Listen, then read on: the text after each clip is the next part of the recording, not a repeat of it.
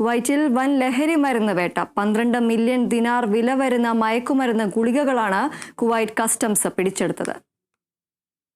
കുവൈറ്റിൽ വൻ ലഹരിമരുന്ന് വേട്ട. ഏകദേശം 40 ലക്ഷം ക്യാപ്റ്റഗൺ ഗുളികകൾ പിടിച്ചെടുത്തു. ഇതിന് ഏകദേശം 12 മില്യൺ കുവൈറ്റ് ദിനാർ വിപണി വില വരും.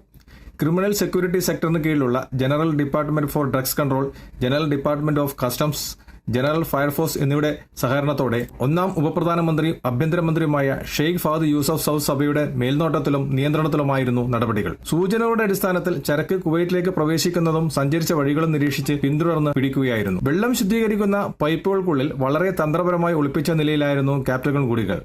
രാജ്യത്തേക്ക് വൻതോതിൽ മയക്കുമരുന്നുകൾ നൂതനമായ രീതിയിൽ കടത്താൻ ഉദ്ദേശിക്കുന്നതായി ജനറൽ ഡിപ്പാർട്ട്മെന്റ് ഫോർ ഡ്രഗ്സ് കൺട്രോളിന് രഹസ്യവിവരം ലഭിച്ചതോടെയായിരുന്നു ഓപ്പറേഷൻ ആരംഭിച്ചത്. ഈ ശ്രമങ്ങളുടെ ഫലമായി രാജ്യത്തിനകത്ത് നിന്ന് ഒരു പ്രതിയെ അറസ്റ്റ് ചെയ്തു. എന്നാൽ പ്രധാന സൂത്രധാരൻ വിദേശത്തായിരുന്നു. ഇയാളെ അറസ്റ്റ് ചെയ്യാനും ആവശ്യമായ നടപടികൾ സ്വീകരിക്കാനും മറ്റൊരു രാജ്യത്തിന്റെ സമാനമായ മയക്കുമരുന്ന് വിരുദ്ധ ഏജൻസികളുമായി ഏകോപനം ആരംഭിച്ചിട്ടുണ്ട്. കുവൈറ്റിൽ നിന്നും കേരള വിഷന് വേണ്ടി IV സുനേഷ്, വെങ്ങര.